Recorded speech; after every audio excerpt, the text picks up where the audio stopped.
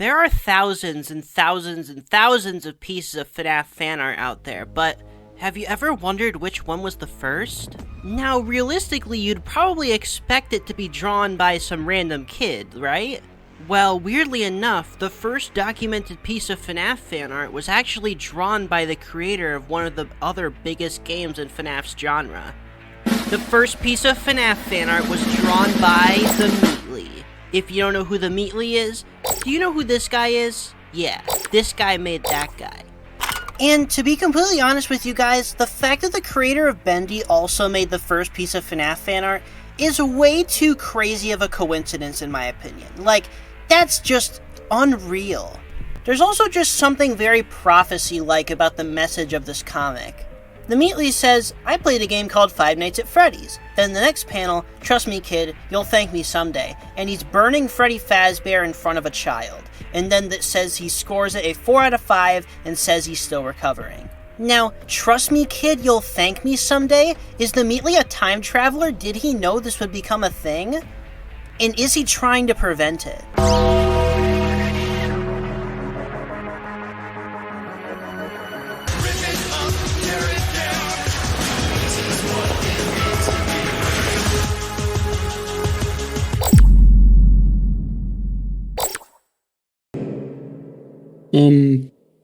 Bendy plushies are here.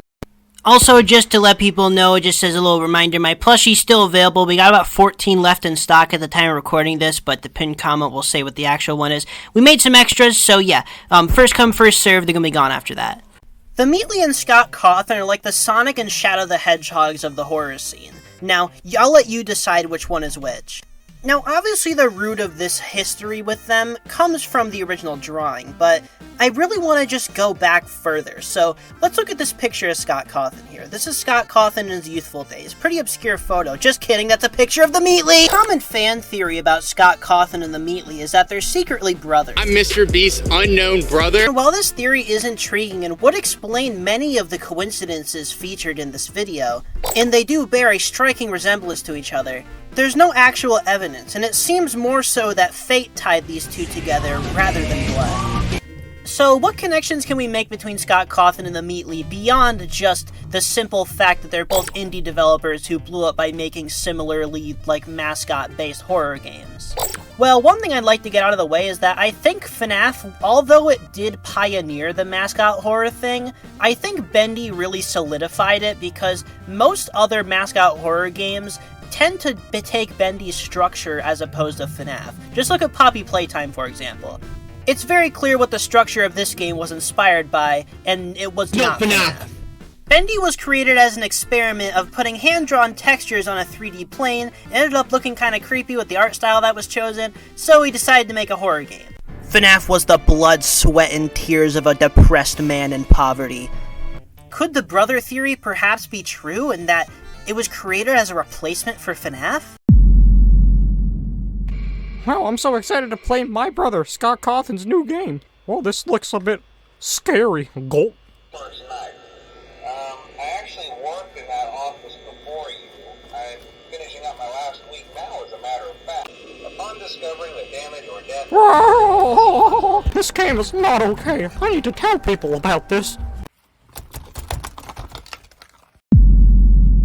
Hey, Freddy. I just made me millionth dollar, and I was wondering what I should do with it. Made your millionth dollar 10 years ago, idiot. I think it was 12 years ago, actually. What, are you dumb? Yeah, I guess I am kind of dumb. It's just so hard, you know? I feel like I've been forgetting something all this time. It's almost like there's another developer who might be my brother. Remember 2017? Oh, that's what I'm forgetting! Hello, neighbor! Now, when Bendy was initially conceived, it was suspiciously close to when FNAF was intended to end, although that doesn't really mean much since how many times has that happened? But I'd say the lead up to Five Nights at Freddy's 6 was the most confident we've ever been about the series ending. After the release of FNAF's sister location, FNAF was on a pretty big hiatus, and people were even speculating that FNAF 6 could be cancelled. With how quick the releases of the games had been previously, it was kinda suspicious how long Scott had been quiet for. So, when an almost year-long content drought for the community, the indie horror scene needed something new to latch onto. And then boom, Bendy and the Ink Machine Chapter 1 releases to critical acclaim. It is such a unique art style, such a unique idea, and people immediately grow attached to it. And people end up raising a fundraiser, and the game gets fully funded into production. I don't have any receipts for this because it was so long ago, but I did actually donate to the development of Bendy and the Ink Machine back when Chapter 1's beta released, so I'm pretty happy about that, because it's cool to see how far this series has come since then. But anyway, Bendy was the spark of hope for the horror scene that people needed at the time. Chapter 2 released not too long after Chapter 1, and that was also very well received. Then, at the very end of 2017, Scott Cawthon released Freddy Fazbear's Pizzeria Simulator, which seemed to act as the ending to the original series of FNAF games, tying up everything and seemed to be a conclusive ending for most fans. And honestly, at the time, it really felt like FNAF was going through the door and Bendy was coming in. This was going to be the indie horror scene's new FNAF. There was definitely a point in time for me where I was way more into Bendy than I was for FNAF, and it was simply because FNAF seemed like it was over. Not in a, this series sucks, it's all done, it's all dying, and it's gone. More so in a, yeah, the series had its run and it was good, and yeah, it's time to move on to something else. But obviously, we know exactly how that went. Summer, Scott Cawthon released his Ultimate Custom Night, which seems to be the finale part 2, actually, because it's like concluding the Golden Freddy, who wasn't acknowledged in the Pizza Sim at all. So, by the point of UCN coming out, Bendy had already released all 4 of its main chapters, with the 5th one still on the way. And UCN had released during the gap between the 4th and 5th chapter. But UCN is clearly just, a celebratory game to mark the ending of the franchise. Bendy's reign could not be stopped so simply. Himalayas. Come on, Scott, you can remember what happened. I believe in you. Ice cream. Wait, I found it! Oh my gosh, Bendy! Yes, it's all coming back to me now. Back in the day when I handed off the mantle to my brother. Man, I love sitting on my nice white couch next to my nice brick wall. Nothing could possibly ruin today. Brother, I see you found much success in the games industry. I'm so proud. Ah, yes, my beloved brother. I know you've been wanting to do game development. Well, I'm kind of thinking of quitting, so if you want to take the mantle from me, that'd be greatly appreciated. You come up with your own game, You want me to make my own horror game? But why? I'm a puppet. As I look at you, brother, and all I see is potential. You have to do better. You need to make the Mascot Horror that the kids have been clamoring for. Now I'm gonna go finish my game, and you start developing yours, okay? This is gonna be great. I'm gonna get to retire and do more things, and you get to do what you want to do. I hope your future endeavors go well, my dear brother. I'm honored to be taking the lead in this indie horror scene.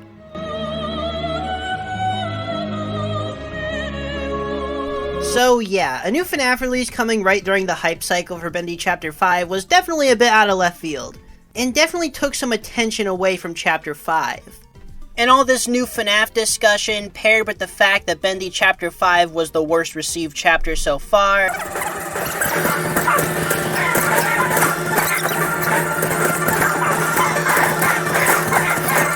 many people not feeling satisfied with Bendy lore-wise after the ending, this was undoubtedly one of Bendy's lowest points post Chapter 5's release, because it's almost comical how many unfortunate things would happen to the series after this point. And I'm not gonna bother to cover over the Kindly Beast, Joey Drew Studios' whole ordeal for the millionth time, because I think everybody knows about this basically. And if you don't, there's plenty of good videos on it already that you can go find. But to sum it up real quick, try to make new IP after Bendy, new IP that they just kind of ditch all the stuff that their development team did, fire your development team right around the holidays, Mike Mood's really good coffee machine. Having lunch with Fat Mojo. Is that Ryan Reynolds? What the fuck? Fat Mojo sues them. Absolutely nothing happens for years, and throwing a Boris spin-off game in the middle of that. Basically just kind of like nothing happening, everything seemed to have fallen apart, people are theorizing that Bendy and Dark Revival's cancelled. And back then, it was very dire, but as we know, Joey Drew Studios and TheMeatly managed to turn things around, and now we got Bendy and Dark Revival, and it's a really great game, and everybody seems to love it. Unless you're Jacksepticeye. Bendy and the Dark Revival, I think that boat has kind of sailed. I wanted to do it, and then I think that came out, I just never got to it, and I don't really have a desire to do it. I am in it though, but what, you upload a video titled Help with a Black Screen on your 30 million subscriber YouTube channel? Dude, you're a grown-ass man. Sorry guys, I'm just fed up with this guy. I needed an excuse to mention it in the video. Every time Jacksepticeye's relevant nowadays, he's complaining about something, and he's uploading this genre of video. What do you call this genre of video? I don't know what it is, but I don't like it. If a YouTuber ever makes a video titled Am I Quitting YouTube or I'm Quitting YouTube, they're lying, run. But anyway, it's always nice to see a franchise that was this deep in the trenches make such a strong turnaround. And Bendy's back, baby. We got a Jack-specific toy line somehow. We got a movie underway. How did Bendy go from getting one of the absolute worst toy partners you could possibly have to getting one of the absolute best? Like, that is pretty awesome. I mean this wholeheartedly when I say FNAF could never, because Scott Cawthon has no integrity when he makes merchandise. Do you genuinely think I'd still have Balloon Freddy and Tie-Dye Chica if I didn't have a YouTube channel? Be honest. Ink Demon action figure, on the other hand, oh hell yeah! Let's talk about every single time Scott Cawthon and TheMeatly have crossed paths, because I'm bored. TheMeatly's most active social media platform is his Twitter, and on it, the first time he had mentioned FNAF was in this tweet where he references the fact that the Silver Eyes was releasing. Now, this would foreshadow his eventual delve into the Scholastic market. In the next one, he will praise FNAF as an innovative, game-changing thing among the ranks of Flappy Bird and Slender Man and Undertale. So, you know, that's pretty fair. FNAF was very influential to the horror scene. Now, next is a significant one. So here he did a little thing where he asked his community if he did a collab with another game, what should it be? Like, if he were to develop a game for another series, what series would it be? And the wide majority of people in his replies were telling TheMeatly, you should make a FNAF game and hit up Scott Cawthon. So, that's what happened. And he basically confirmed if Scott was open to the idea, he would 100% make a FNAF game.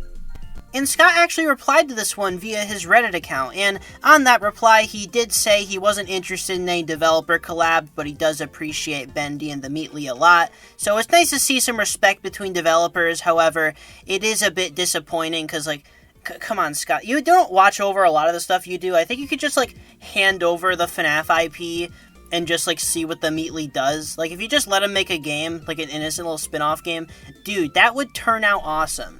I also think Scott might have misunderstood the question, because it seems like he thought it was like a collab between developers, when it was probably just TheMeatly wanting to make a game for another series. So next one on our list is TheMeatly made this post that said, y'all doing okay? You know, simple little thing, right? So then some FNAF fans who were pretty sad, because it was on a pretty unfortunate day. Okay, it's really funny, because Scott didn't even retire. He just lied. He just lied. He said he was going to hand over the series to someone else. That never happened. FNAF fans will find a way to make everything about FNAF, but to be fair, this wasn't like the indie horror scene, and it's on that specific day. It's just a very unfortunate coincidence here. Like I said earlier, if anybody says they're gonna quit or retire, they're lying. It's not true. I promise. If they originate from the internet, they're never quitting. Gosh, this reply is just embarrassing. I was like 2 years old, and I think TheMeatly's response to the whole ordeal kind of sums things up.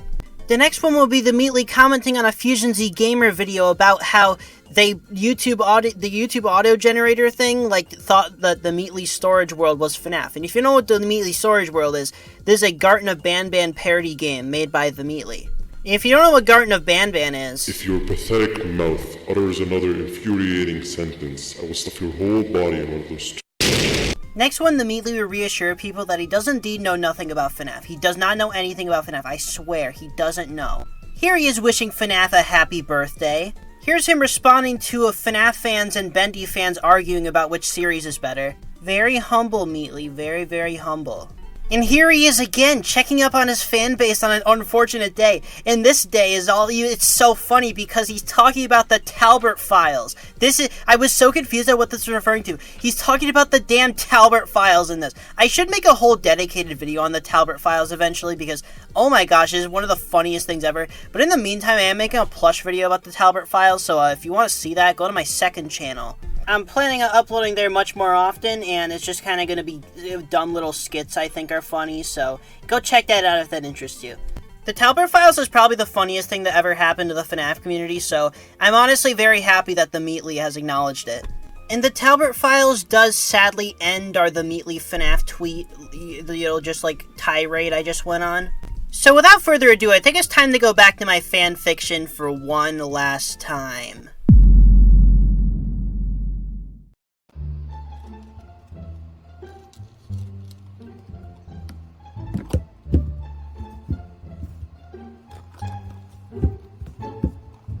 Unbelievable for this to happen! Unbelievable! First UCN, this big lineup of upcoming projects, all the while we're fighting for our lives out here! I'm sure he didn't mean to screw us over. Us and our multi-million-dollar lawsuit, our crumbling company. Father, did you see how he screwed us over? He's jealous! This is why we have to punish him! You're overreacting, son, I promise. It's gonna be okay. Bendy in a Dark Revival's gonna take a few extra years, but that's okay. You won't listen to me! Fine, if Scott and his stupid bear want to screw us over and lie, I know what I must do. Alright, Mr. Cawthon, I heard you needed a bodyguard for the day, and I'm just the guy for the job. I'm so excited to go out there, bodyguard. I'm so excited to go out there and meet all my loving fans. I hope they like me a lot. Hopefully my fans are cool, you know? I'm really excited to go out there. And, you know, maybe even Pinky Pills will be there, you know? Pinky Pills could be out there. She's a great artist. I really like working with her. And Lady Fizzy, they're my favorite. Whoa, Mr. Cawthon, you can't go out there. That's gonna put you in grave danger. Let me check. Alright, all good. You can go out there. Oh, joy! Oh, glee, I'm so happy to be on stage. Welcome, fans, welcome. Oh, there's like hundreds of people down there. Oh, I'm so happy. What's up, FNAF gang? This is Scott Cawthon, my right-hand man. I'm so happy to be talking to you, fans. I can't thank you enough for coming. And I got some big announcements. So, right now I'm gonna announce that we're making a AAA FNAF game. Yes, it's actually gonna happen. And to my loving fans, this game will be developed by the people who made the VR game previously. So, just so you know, you're in good hands. Because that game was really good. Now, I think this... Oh my goodness! Oh God! Scott Cawthon, no! Someone do CPR! Brother, no! What have you done, Bendy? Wretched Fat Mojo product, be banished! We'll never create a new We will create a new Bendy and establish a new empire! I'm not sorry! Not one bit! Here it is, my new creation. He will be the face of my next game, and he would never hurt family. Scott, I'm truly sorry, Scott. I failed to protect you and you got hurt.